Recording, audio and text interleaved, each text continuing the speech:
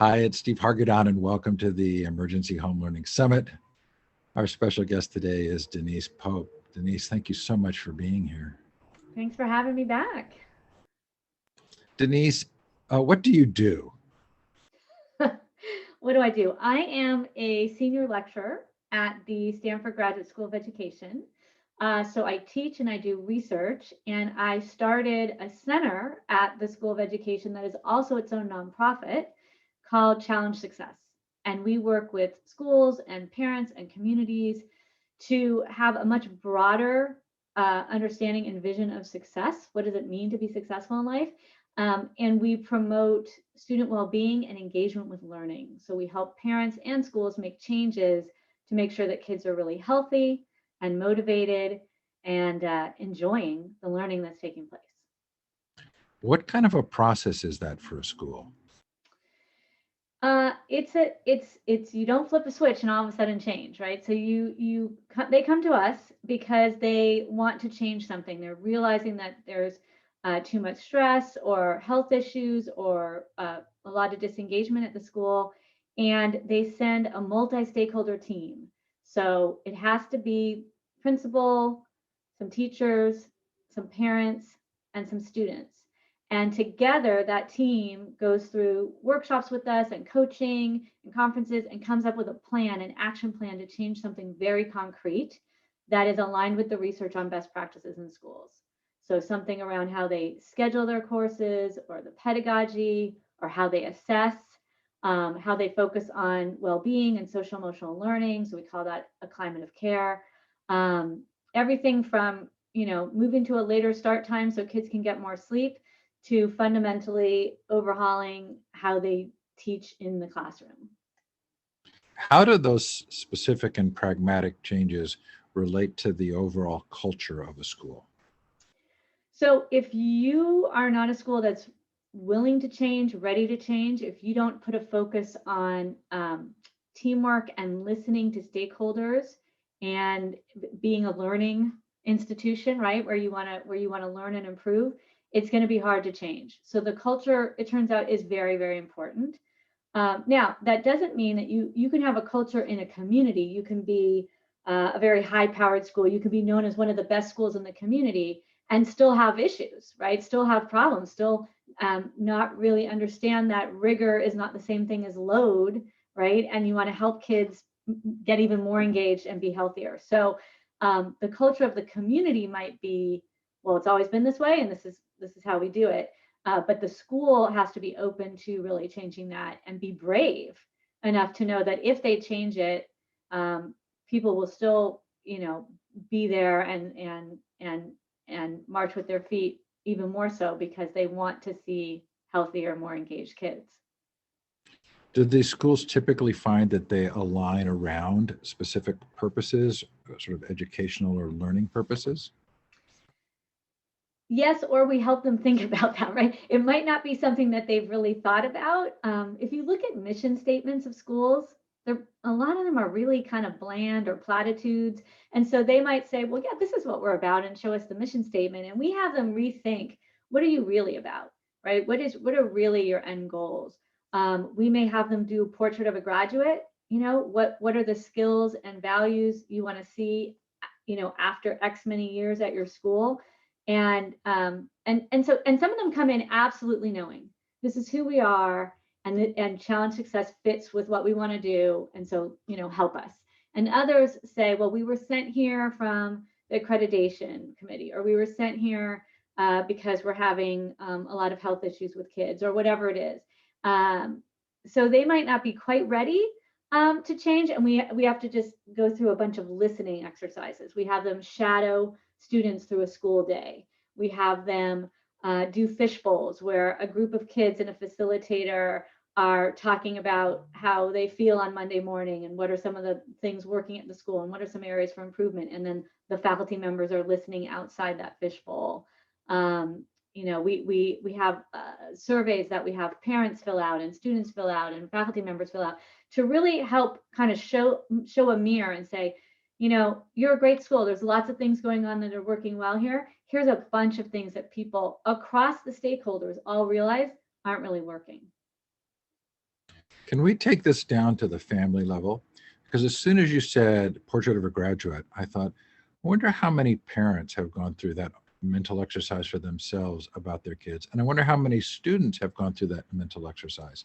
Does it Yeah. work in a family? Absolutely. So we have parent classes where we actually have them think about a family mission statement. Hopefully not a platitude, like I just said a lot of the schools have, but to really think, what do we value as a family, and what is the purpose of education, and how do we define success? I mean, it's one of the reasons why we're called challenge success, is we're challenging these very narrow notions of success, that it's about, getting into top colleges or getting the grades or making the most money. And it's a much broader definition. And so doing an inward look as a family, what do we value and how do we get there? And how does that impact all of our decisions?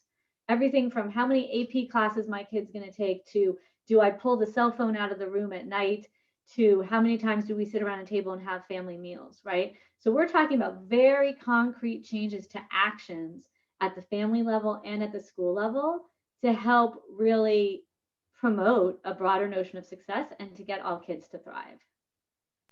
It does feel like there's a parent dilemma. There's this, I want my child to be healthy and happy and to achieve, but I also want them to get a job. And there's a system for going through the system and getting a job. How do people resolve that? So, when you've hit it on the head. I mean, that's what everybody says, right? Of course, I want them to be healthy and happy, but they need to do this in order to succeed in America. And that is take that standard route of getting into colleges, and not just any college. We want a good college, whatever that means, right? To get the good job. And so one thing we did is we pulled together a report on college admissions to prove to people that it's not where you go that is equivalent to being successful, that you can parent in a way that your kid is healthy and happy and still have them be successful in whatever that means, but I guess not living in your basement, right? When they're in their 20s and 30s, although a lot of kids are back now because of COVID. But I think it helped. That was one of the elephants in the room, is that parents would say, absolutely, oh my gosh, we don't want to put pressure on our kids. We don't like the stress. We'd much rather them be highly engaged and enjoy learning and not just slogging through. But don't we have to do this in order to be successful? And so we said, if we could prove that it's not where you go to college, it's what you do there. And by the way, there are 4,000 higher ed institutions in the United States, not 20, not 50, 4,000, and more places for kids than there are college bound kids, right? So it's more about finding the right fit between the kid and the school to help lead to that future success. And that's what all the research and all the data says. So part of this disruption feels to me like it's also going to disrupt our perceptions of higher education. Mm-hmm. And it would be very interesting to see how that plays out, because it just doesn't feel like the equation makes sense. The cost, the stress, the lack of purpose, and then sort of life outcomes. Right. And I think not only does it mean kind of changing a mindset in communities, parents, students, even teachers, right? There are teachers that post how many kids get into Ivy League schools. There are, national merit finalist names on boards and things like that. So we're actually really working against a system. The media always talks about, oh, this kid got into all the Ivy League schools, right? We're working against this big system. Look at Varsity Blues and what these parents were willing to do to get kids into school. They were willing to cheat and pay money. Some guy just got arrested the other day, I just read. So we're actually saying, you know what, how we define success in America needs to change. And I think people in their heart, if you said you could have a healthy kid or you could have a kid going to, some elite institution, but they can't be both. They're mutually exclusive. Most parents are going to choose health, right? That's like a bottom line, but they're not recognizing that they're not really following that in their actions and what they say. When a little kid comes through the door, if the first thing you say is, how'd you do on the history test? Or did you finish your homework? That's sending a message that you value that over health, well-being, friendships, doing a good deed, whatever it is that you're going to be talking about. So it's not surprising that when I go to schools and I ask parents how they define success, they say happy, healthy, have a good purpose, give back to society. Very rarely do they say, every once in a while they'll say financial success. I do a student assembly for kids and I say, how do you define success? Number one, money. Number two, grades, test scores, colleges, popularity, right? Real extrinsic measures versus the intrinsic that we're getting from the parents. And so, my job is to really make sure that we're all on the same healthy message for kids. I felt when our kids were in high school, I felt like I was having to do double duty. I was having to help them finish assignments, but then also find something about the subject that they enjoyed and find some way of relating it to their life. It was a lot of work. It shouldn't have been on you, Steve, right? I really feel like that's where a good teacher knows how to do that. A good teacher knows how to differentiate instruction to meet the interest and engage all kids. And it might not be every assignment every day, but there should be something in your subject area that you're teaching that you can find that connection with the kid. If you're the physics teacher and you've got the skateboarder in your class, there's a ton of physics in skateboarding. So don't give out these, dead worksheets with equations. Bring it to life, right? So that it's great that you did that as a parent. Your kids, I'm sure, won out because of that, but that shouldn't have been on you.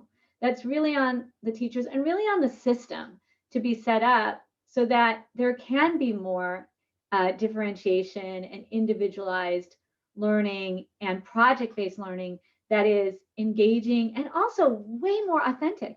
The problems that we have in this world are interdisciplinary and complex. So asking people to think in terms of little boxes called history or algebra or chemistry, that's not how we're going to solve COVID, right? So we have to early on help people think in projects, in real problems, in skills, over sort of content and worksheets and fill in the blank bubbles on tests. So, one of the problems of the game of school is that it feels like some kids leave really wounded. And I thought I had done a good job with our kids until they admitted to me that they referred to the kids who weren't in the AP classes or the honors classes as the regular kids. Mm. And I realized there was a sorting going on there that maybe wasn't fair. And then I would talk to adults who had struggled in school and they would actually begin to cry. They brought that sense of not being good enough into their adult lives. Yeah. Yeah. I'm not going to get the name of the book right, but there's a whole book where someone collected these stories of sort of hurt by school or harmed by school. And it literally might have been an offhanded remark from a teacher saying, well, you're not good at math, honey. Why don't you just get through this class and we'll move you on, right? It could have been something like that, but it stuck with them years and years later, to the point where we see every day now because of remote learning, some kids are saying it's so much better now. I don't have to go into school. I'm not being bullied or I'm not being distracted. We've got some ADHD and ADD kids doing better at home. We also have a lot of kids who are not doing better at home, right? So I don't want to make this like a panacea, but school is set up to be the same cookie cutter kind of place for every kid, and kids are really different cookies. So it doesn't make sense the way we do it now. And I think for a lot of kids, school is a place where they learn that they're dumb, where they learn that they don't measure up, where they learn that they are at this end, the low end instead of the high end. And it really doesn't have to be that way. I think you're thinking of Wounded by School by Kirsten Olsen. Yes. Yes. Yes. And the connection I make is with Plato's Republic. Do you remember the noble lie? We have to tell a lie, but it's a lie for good purpose. And the lie is that people are gold, silver, bronze, or brass. And it's not actually true, but in order to govern, we have to have people swim in their lane. We have to convince people that there is a lane for them and to swim in it. I think I experienced the same thing in India, right? Sort of the caste system. Well, I'm at this place and I'm here because my previous life I did things wrong. So that's why I'm here and I should be here. Yeah, no. We spend a lot of time helping teachers and parents and kids think about assessment. and think about the role of grades. And I don't know if you know this, but in many places across the country in the spring, schools decided to either eliminate grades or go to pass fail or credit no credit, or what they would say is hold harmless, right? So wherever you are now, we know that you're going through craziness in the spring, and we're just gonna, if you had a B going in, no matter what you do, the lowest grade you can get is a B. You can go up, but it can't go down. So we spent a lot of time working with schools on, you know, what is the purpose of grades, and what is the purpose of feedback? And if you think about sort of the real world, how we get feedback, how we know when someone does something good or not good, your boss does not give you a test. He does not say tomorrow you're going to come in and you can't use any of the resources you're used to using around you. You can't go on your computer, you can't talk to your friends, you can't, ask an expert. And it's going to be timed. You don't know what's on this exam, and your next bonus depends on it. Right? We would have people quitting their jobs in droves. And this is what kids experience multiple times a week. Even in COVID, they're like buying eye lockdown software to make sure they're not cheating on these tests remotely, right? And what we want to say is, let's really assess for mastery. What is the point of assessment? You're trying to help someone get from point A to point B and give them the scaffolding to get there, right? And you don't have to sort them into silver and gold and bronze. You just have to help them take where they are and move forward, right? That's really the purpose of education. That's a hard one to get through to people. So if we were studying schools as anthropologists, would we say this is a moment where there will be widespread disruption, or this is a moment where the system reforms itself? Mm. What do you think? Look, I would love to say, because I'm a glass is half full person, that we're going to see some really good disruption that's going to stick. And people are going to realize, like, kids are doing so much better because they're sleeping more, because they don't have this commute to the, bus stop to the school. And so we're going to absolutely stick with a later school start time. That would be lovely. And I hope that some things stick. And I do think some things will stick. We're seeing more teachers really focus on the well-being of kids and checking in and understanding that your environment and your home life and what's going on in your life absolutely impacts academics. And so I think that will stick, right? I think that focus on care and belonging, I think that will stick. What I hope sticks is some of the better pedagogy that we're seeing, because they're realizing that they can't just lecture for 90 minutes online, right? I hope that sticks. I hope some of the changes that we're working with schools on assessments and grading stick. So I'm going to say yes, maybe, to that as an anthropologist. Okay, so you have students and parents right now who are in the unknown, right? They maybe have been at a certain place in a progression, thinking of getting to college and a job. Everything feels very unknown. On a very personal level, what advice would you give families right now? So I do workshops for families right now in this very place. And I say the same thing over and over, which is going back to Maslow's hierarchy of needs. We have a pyramid. At the bottom of that pyramid is health, safety, and relationships. You cannot move forward. You cannot go up the pyramid to self-actualization unless that bottom foundation is strong. So as a parent, your job right now is to focus on health, safety, and relationships, keeping your family intact and healthy, keeping the relationship with your kids and with your partner and spouse. That's got to be your bottom line. Anything else is gravy. So learning happens all the time, right? Keep them engaged in learning. It doesn't have to be school learning. Keep them engaged in whatever is going to get them excited. And if they want to reread all the Harry Potter books because that feels comfortable and safe to them, go for it. If they want to start doing their own research on food banks and food supply and why the lines are so long, you're there to support engaged learning. And by the way, your best lesson right now is you're teaching a whole generation of kids how we live through uncertain times, how we have resilience, how we have positive coping strategies. You are modeling, resilience, which is probably the best lesson that you could give to your kids right now. Way more important than if they're getting an A in algebra is, are they really learning how to thrive in a pandemic and in in a world with uncertain race relations and elections and climate change and all this, how are you modeling and how are you as a family really surviving this time in a way that's going to make all of us stronger when we get out? So one of the things I feel like I learned as a parent was that the areas of my life where I was in least control was where I had the hardest time as a parent, where the triggers were sharper, where I wasn't as good in my relationship with the kids. So what if I don't feel that right now as a parent? How do I do that as a family? Right. Great question. So I say this, and I know it sounds trite and we've heard it before, but you have to put your own oxygen mask on first. So we all have to live with uncertainty. This is what it is. It's, there's been other times of uncertainty. You're not going to be in control. So what are some things you do have control over? Where are some places where you as a family can say, we can eat dinner together 5 times a week? We could actually, more people are eating dinner together now during COVID than ever before because the extracurriculars have slowed down and the commuting. And so, mom and dad are home now at a decent hour. And so there are things you can do as a family that you absolutely can control. You can control if your child has a cell phone in their room at night, right? Which you don't want. You want all the cell phones to be out of the room at night.